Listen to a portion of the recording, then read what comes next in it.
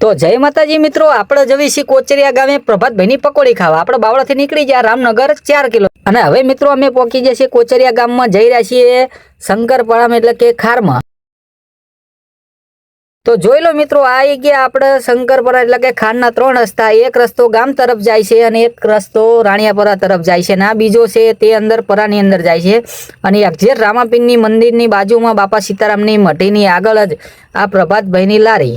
તો ચાલો મિત્રો, આપણે હવે પ્રભાતભાઈની લારીની મુલાકાત કરવી અને જોવી એમનો ટેસ્ટ કેવો છે।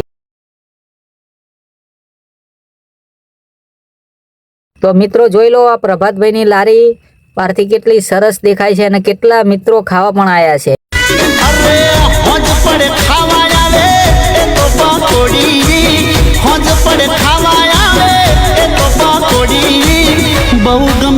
તો મિત્રો આ છે પ્રભાતભાઈ પકોડી વાળા, જે બટાકાની પકોડી ભરીને અત્યારે ચાહકોને ખવડાવે છે। અને આ તેમના મિત્ર એટલે કે અમારા પ્રવીણભાઈ પટેલ, જે અત્યારે રગડો ગરમ કરી અને ચાહકોને ખવડાવવા માટે તૈયાર કરે છે।